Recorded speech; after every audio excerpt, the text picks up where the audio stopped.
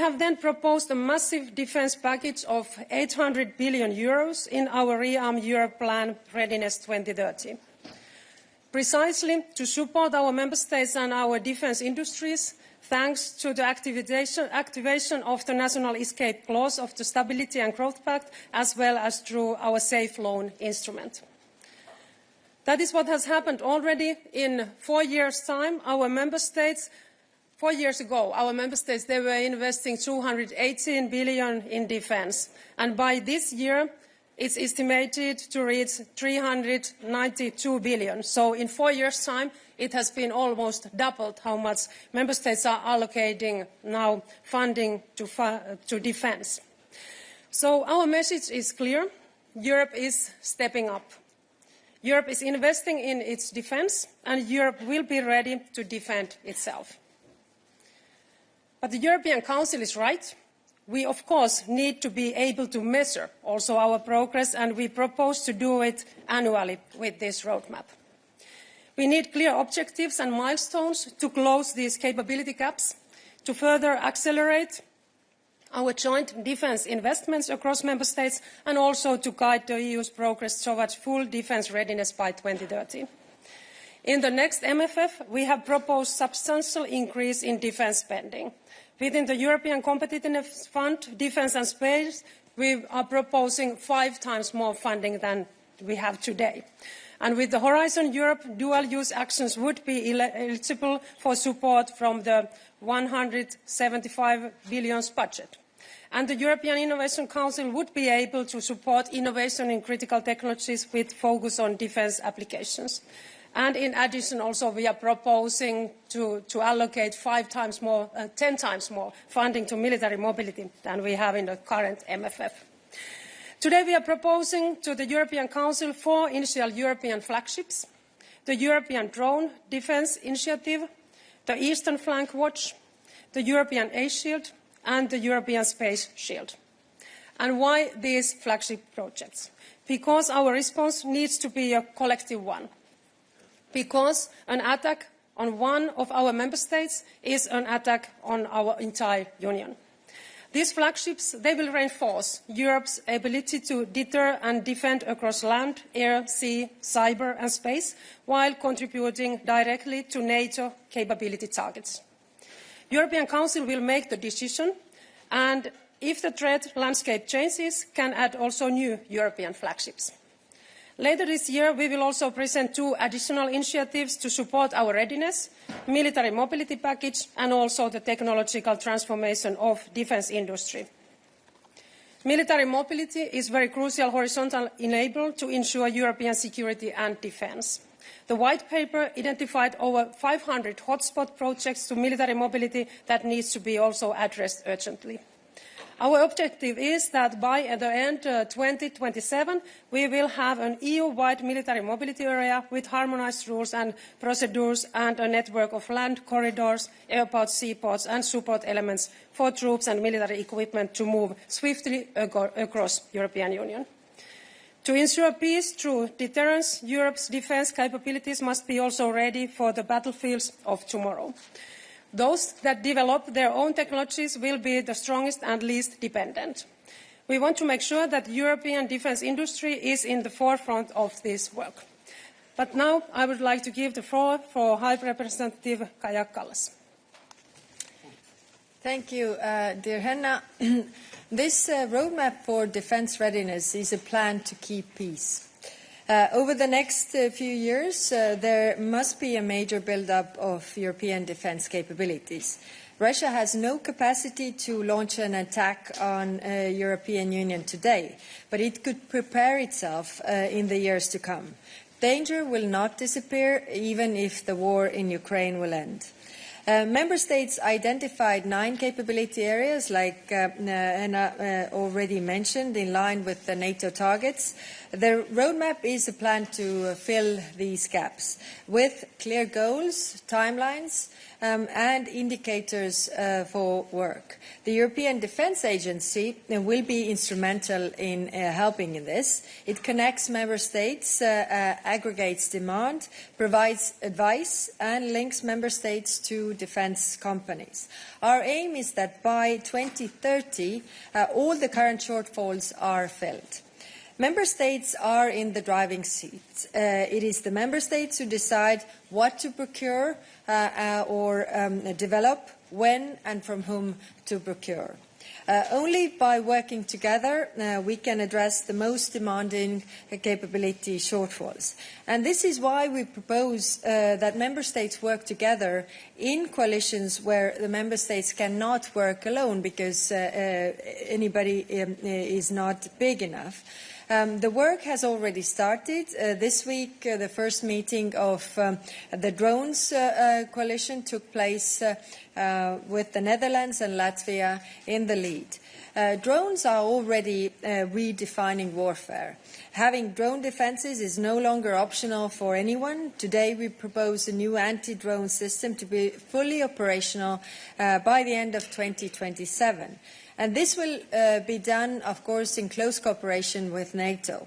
Every country is at risk. Every member state should be investing in counter-drone systems and capabilities to hit ground targets.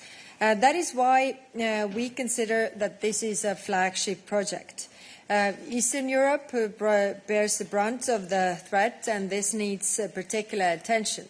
Eastern Flank Watch will bring all the capabilities needed to defend this part of Europe together.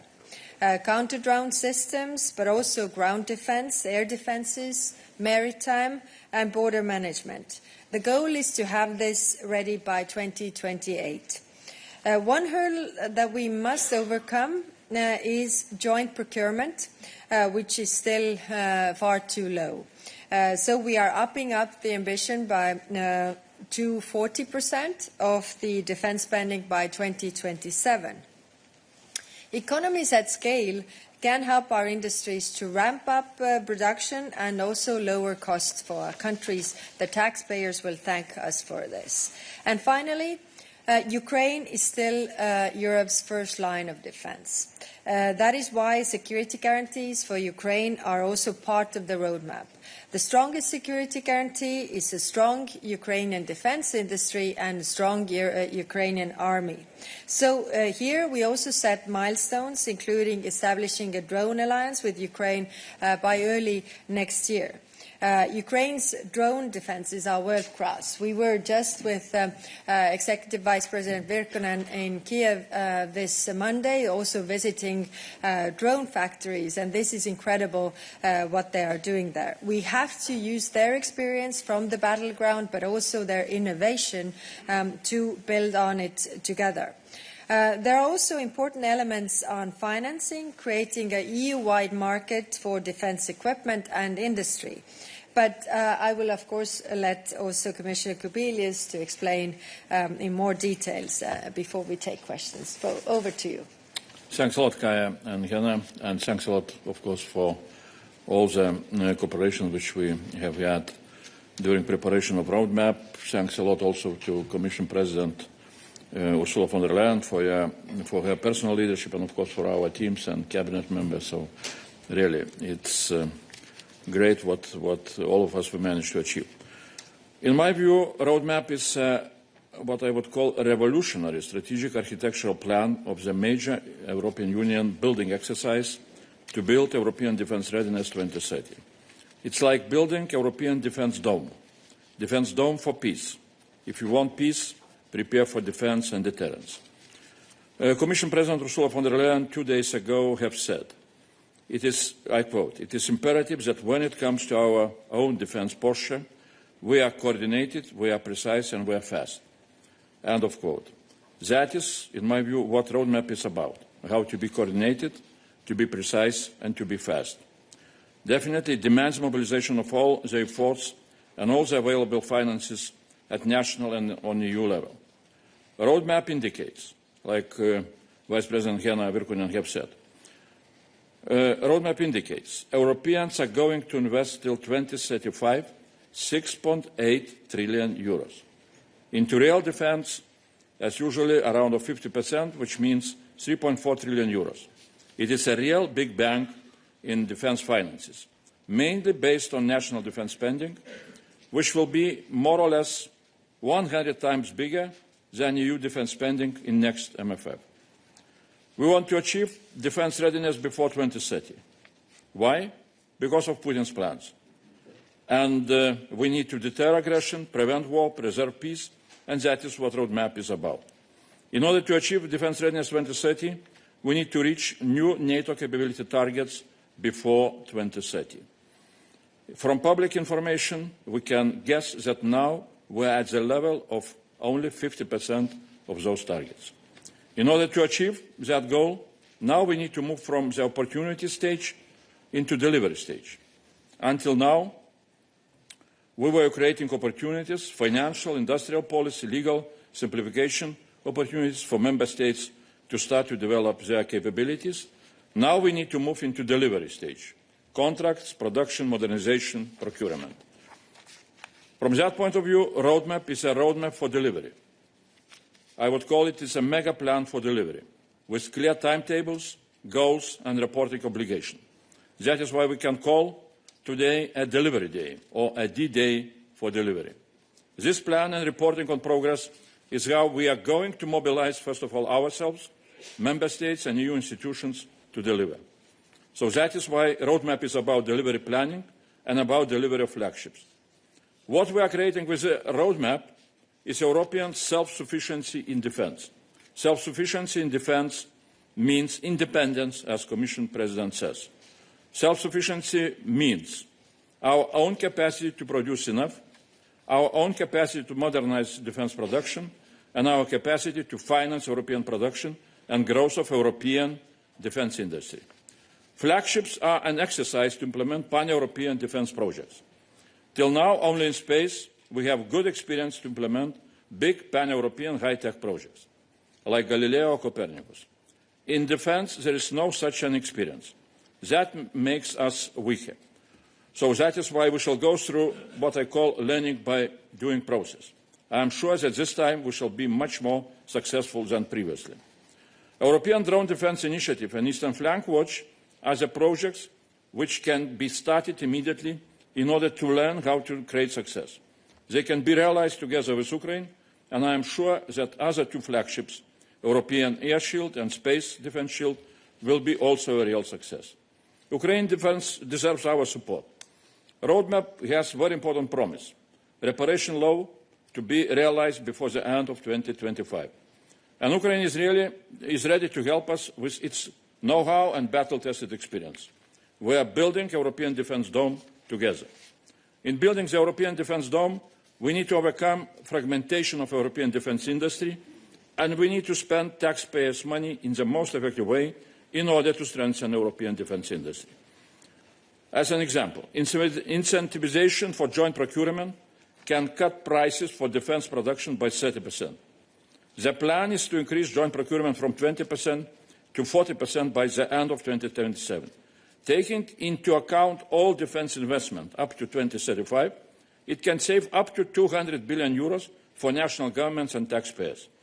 Or incentivization to spend more defence money with the European defence industry can bring back, with each additional 10% spent in Europe, an additional 150 billion euros spent with our defence industry, which otherwise would be spent in third countries up to 2035.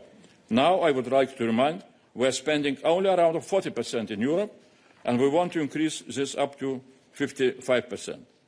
So there are also very ambitious goals on military mobility and single market in defence equipment, which are crucial for development of military readiness.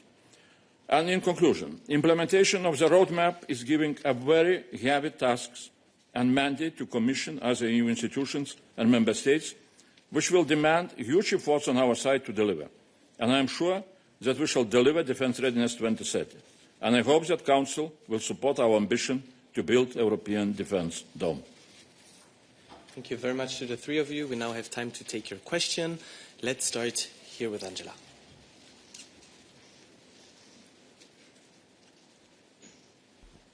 Angela Skujins from TVP World, Poland's public broadcaster. I'm really interested in the Eastern Flank Watch and the European Drone Defence Initiatives.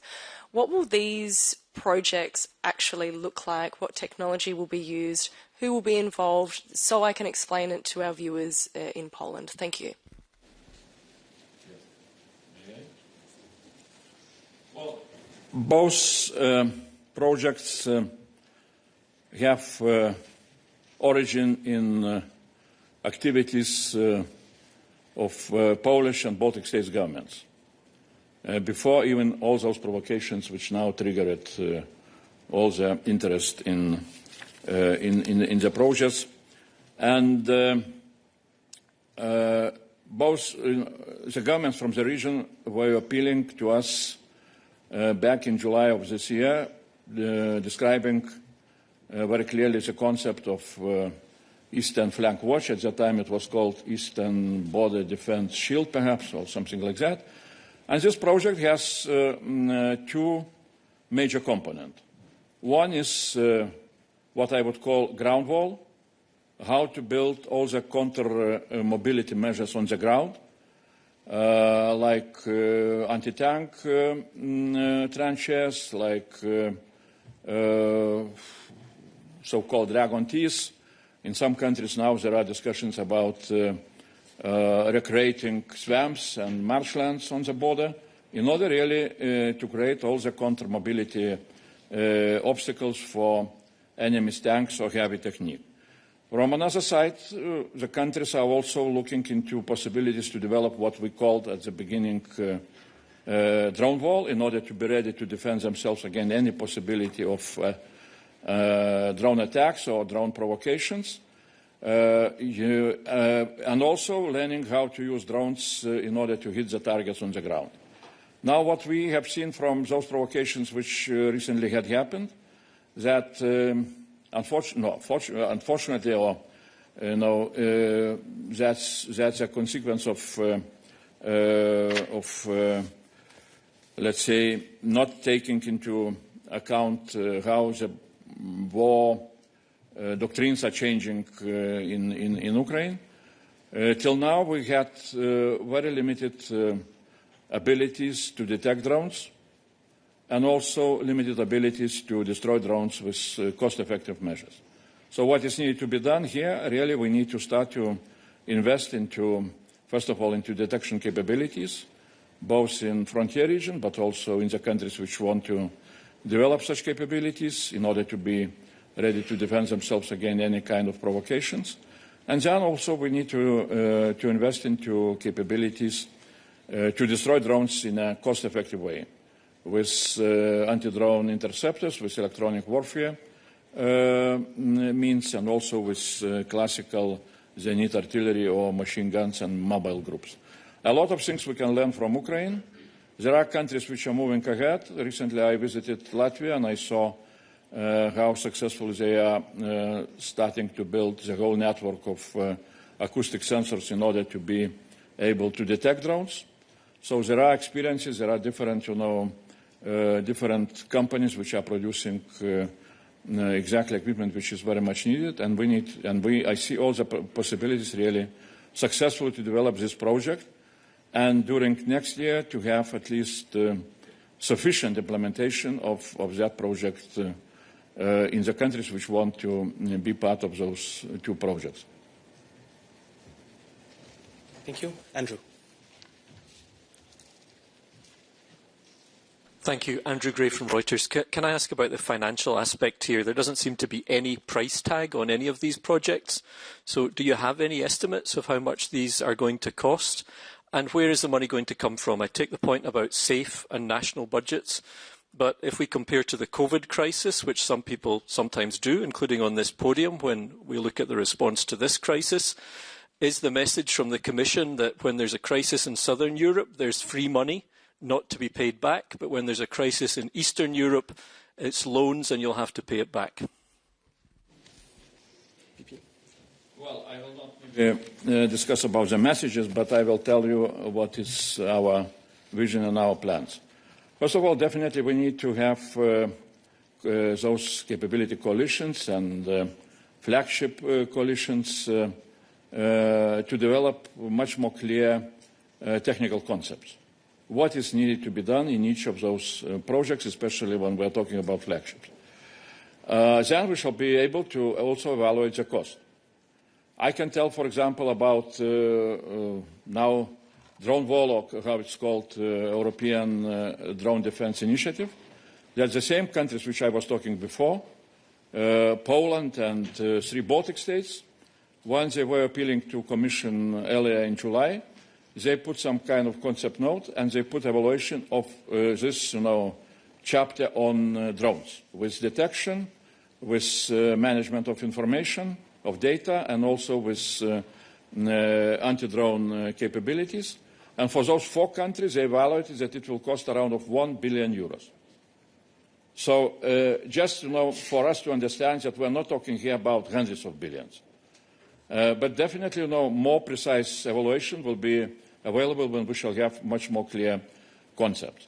Now, second, really, on financial side, I said deliberately, because I was expecting such a question, that, what I call big banking finances are starting to appear. During the next 10 years, we are going to spend 6.8 trillion euros for defense. For equipment, it will be more or less, if we are taking some kind of NATO standard, from 40 to 50%, it will be 3.5 trillion euros. It's a big amount of money. The question, how we can use those money earlier than later, it's, of course, a rational question. But for the time being, we need to look, first of all, how we are using those instruments which are available at the moment. So first of all, of course, safe loans. Member states can start to use those money now in order to develop some of the regional projects, for example, Eastern Flank Watch. Then there is also possibility to reallocate unused and spent cohesion funds and RRF funds. So those are, some of them are grants. I can tell you that now, at least what we hear from other services, which are taking care about RRF money, there are 300 billion unspent RRF money, and out of that, 100 billion is grants. And member states need till end of this year to review their RRF plans, and they can put those money into defense. So those are possibilities which member states can use in a most effective way. Thank you, Commissioner. David.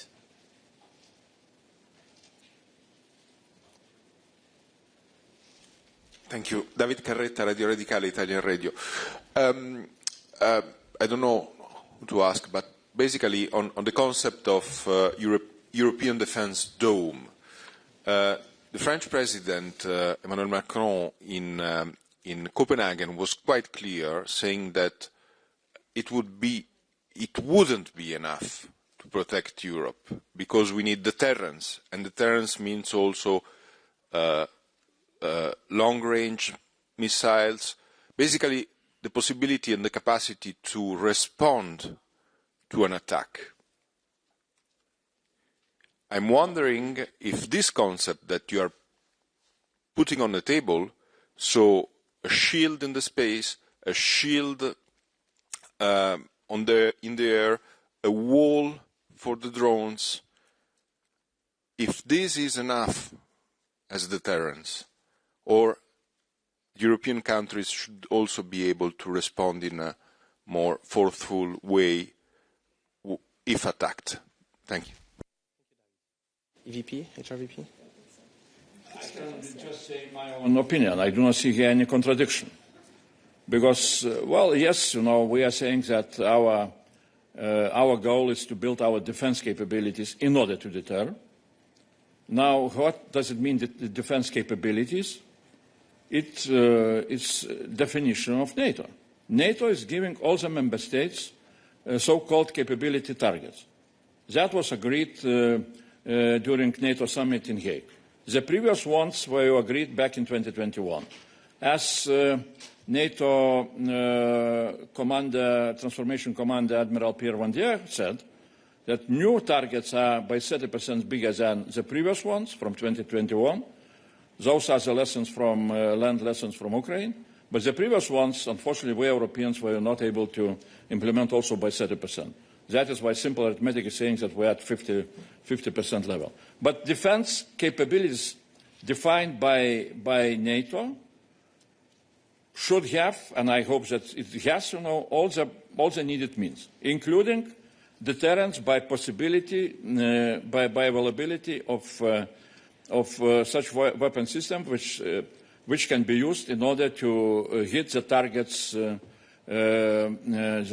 the territory of enemy, and so-called deep strike precise targeting capabilities, which we, unfortunately, in Europe, we are not producing enough of them, and that is why we need to develop production of those capabilities. And of course, for the time being, we shall continue to procure them from our transatlantic partners or South Korea, which are producing those capabilities. Thank you. EVP, please. Yes, maybe I would like to remind also about missiles, and it was clearly one of the critical capability gaps that was identified also in our defense white paper. But now in this proposal, in our roadmap, now we have focused on these 4 areas based on discussions with the member states, because we see that these are certainly 4 areas where we are encouraging member states now setting up capability coalitions. But of course it's possible if member states see that there's also other critical areas that they want to now join their efforts in the next months. It's of course possible also. Thank you very much. Maria. Hello, Maria Psara with Cyprus Public TV. The question is for HRVP. I'm wondering how this project will work for the members of the European members that are not members of NATO. For example, the drones wall. Or the air defense. If NATO has the responsibility of the operation part, then why a member state that is not a member of NATO invest so much money on it when at the end it won't have any say on how to cooperate the instrument? Thank you. Thank you very much.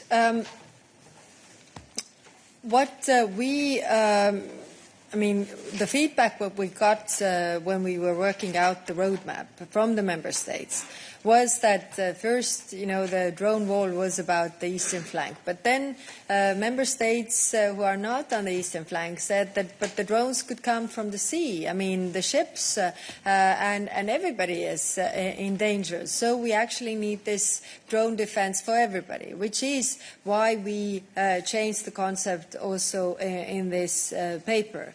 Now, when I'm saying that we work in close coordination with NATO is meaning that we don't do anything double.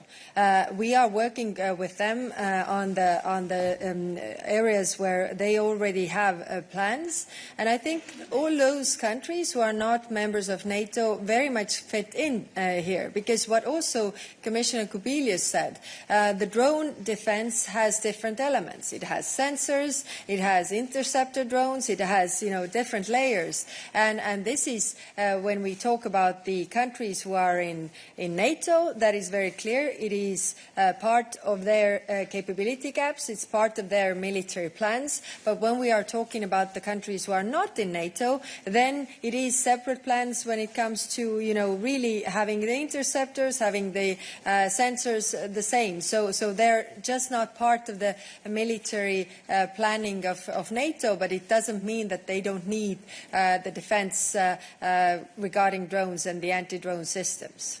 Thank you. Thank you very much, HRVP. Let's go to the back. Thank you. Augustin Palokaj from Jutarnji List, Croatia. First question for Commissioner Kubilius. I guess you had a discussion last evening with the ministers from member states. How is their mood? Is there any country that is hesitant to support this ambition roadmap which will cost a lot because at NATO there were some hesitant countries. And second question, is Croatia part of any leading initiative? High Representative mentioned the Netherlands and Latvia, I think, on drone issue. Is Croatia part of that as well? Thank you. Well, on the first part, I have, yesterday it was quite a good conversation, rational conversation, and quite a unanimous understanding that, yes, we have challenges in our defense capabilities. We need to build them. It's, it's better to do that as much as we can in coordination with each other. And the European Union here does not replace, or European Union institutions were not replacing NATO and member states, both in their decision-making power, but also in their responsibilities to develop what is needed to be ready to defend and to deter. So the tasks are, as I said, huge. Member states understand. And as an example, I can say that, for example, the same safe loans, which, 150 were subscribed, billion euros were subscribed by 19 member states, and geographical distribution was very horizontal.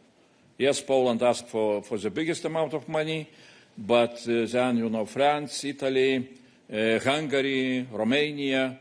Yesterday I was discussing exactly with Cyprus defense minister about their plans, where they will use safe loans. So that's, it shows very clearly that there is really very strong understanding that we need to build European defense readiness in each European member state, and that is what we are going to do. Yeah. On the lead nations, I don't have the papers here. It's a table of member states showing their interest, whether they want to be a lead in the 9 capability areas or participant states. But I mean, we can follow up on that. I don't remember it by heart. I know that participant states, definitely everybody is participating in the different coalitions and showing interest here. So I can come back on the very specific whether they are leading us or something, but I don't remember right now. Thank you. Thank you very much. Let's go to the front row. Yes.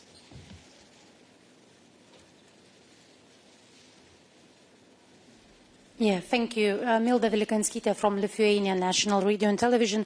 I have a bit follow-up questions of my colleagues. Is this roadmap will be mandatory? Because we know that some NATO countries are reluctant to spend 2% of their GDP, when others, especially in the East, tries to spend 5 and even more. So will, I don't know, the Commission will monitor how all the countries goes with all this plan, this timetable, graphics, and etc. And what if they don't? Thank you. HRVP. Yes, it will be followed very carefully, and each year we shall present to the Council a special report on defense readiness progress and the problems which are starting to appear or disappear, let's say so. And that is an instrument for us, how to say, what I was saying, to mobilize ourselves. Not to have such a situation that we have nice plans, we declare nice goals, but then, again, nothing is happening. Or, it's somewhere lost in long discussions and so on and so on. So we had some kind of this experience earlier with different initiatives, different plans, how to coordinate our activities in defense. Not all of those initiatives were very successful. So we are learning lessons from our own experience, and we need to be ready to learn very quickly if something will not move. That is why, again and again, I can stress what I said. I see this process as learning by doing. Learning by doing. It means we are moving ahead, but if we shall see that something is not working, we need to look what are the reasons and what we need to change really to have the progress. Because the price not to have the progress can be very, very painful. To add to that, President of the Commission and I got the clear tasking from the European Council, the leaders level, after we presented the white paper on defence readiness, to have a clear roadmap how we get there. And that's why this roadmap is having clear objectives, clear deadlines, and clear monitoring as well. Of course, it is up to the Member States finally, because the Member States are in driving seat, but it clearly helps them to achieve these goals, to also do things together. And if we have the monitoring, then it's also showing who does what and where we have still, gaps, what to fill. So it is to help to fill the task also for NATO. Jarno, please. Thank you. Jarno Hartikainen, Helsingin Sanomat. Question to EVP Virkkunen, if I may. I'd like to come back to the aspect of solidarity that Andrew earlier picked on already. As you know, many member states on the eastern flank are calling for solidarity in the financing of these initiatives. And now what we hear from the podium is they can use SAFE, they can reallocate some of the RRF money. By the way, that money has been mostly allocated to the southern member states. So once again to the Vice President, what is the element of solidarity in the package that you are presenting today? Yes, we clearly, of course, see that we must invest much more to defence than we have done in the European level. And when we look now, the member states, they are investing and using to defence almost 400 billion in this year. And of course, if we are comparing it to European Union's annual budget, we see that it's the whole our annual budget what they are using to their military. So, of course. It's important also that we can support via EU budget, but the current MFF, it's not prepared for that so well, as we know. And that is the reason also why Commission, when we proposed the next MFF, we were proposing to use 5 times more funding for military and defence, and also 10 times more to military mobility, for example, because we see that this is a clear priority for the next years in the European Union, to make sure also that we can support with our budget those member states who need to invest more to security and defence. But in spring, when we proposed our defence white paper, then we also proposed a package for the next year, so 800 billion more funding via flexibilities, and then also with the SAFE loan. And of course, we are also trying to use all the possibilities we have inside our MFF, in the current MFF. But we know also that there is not so much flexibilities, and also it wasn't prepared for that kind of situation where we are. So first we were facing COVID pandemic, and after that full-scale war in Ukraine. So we are using all the flexibilities we have in our MFF, and of course now when we are calling member states to create and set up these capability coalitions, we will also see more clearly in the coming months what kind of support and instruments are needed to support the actions. May I add just a few words now? First of all, if you will look into the list of flagship projects, you will see that one project is really exactly devoted to that region, Eastern Flank Watch. And we hear from southern countries complaints, where is Mediterranean region? And definitely we need to take care about all the challenges and all the possible threats. But Northern Eastern region really has very specific flagship project, which shows that the European Union is not, forgetting about the threats which this region is facing. And what does it mean, flagship project? It means that it will be possibility to use new instruments which are coming also at the moment almost. We shall have maybe today final negotiations on EDIP. EDIP is European Defence Industry Programme regulation, and we are coming with new industrial policy instruments, for example, possibility to have so-called DPCIs, European Defence Projects of Common Interest, with additional possibilities and to look for additional finances and so on. So there are a lot of possibilities which will be, we shall see how they can be used. And definitely, political will to support the countries which are facing the biggest threats is very clear. including also not only from military point of view, but also socially and economically. Vice President Fico is preparing special pact on Eastern frontier countries, economical and social issues. I don't remember exactly the title, but that is, again, very clear evidence that the Commission is taking care about those countries, those regions which are facing biggest threats. Thank you. Vitaly, to close. Thank you, Vitaly Sizov, Freedom. As I understood from all documents that I got, Ukraine now will have possibility to join of coalition of capabilities, if I'm correct. How you see this membership of Ukraine? Is just consultation, or Ukraine could be like equal member or some member with restriction right? How you see it? Thank you. And which coalition could join Ukraine? On this one. As I said, we have so much to learn from Ukraine, and it really works as a win-win. We have the defense. I'm just checking whether this name is right, but the Defense Industry Alliance. We have the Drone Alliance, where we are working together with Ukraine, because there we have so much to learn from what they have already done. We don't have to invent the wheel. The wheel has already been invented when it comes to the drone defense. Then we have this already in Ukraine, and that's why we are exploring the possibilities there firsthand. Yeah, we see it already now and also in the future that Ukraine is and will be the really defense industrial powerhouse of the European Union. They have been very innovative and very effective in their actions.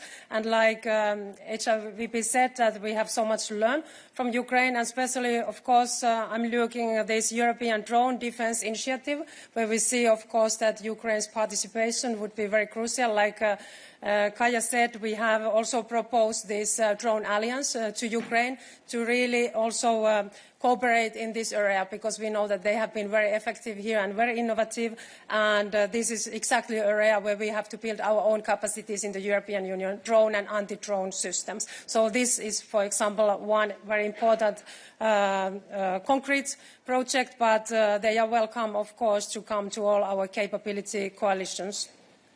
This closes this press conference. Thank you very much, EVP, HRVP, and Commissioner, and have a good afternoon.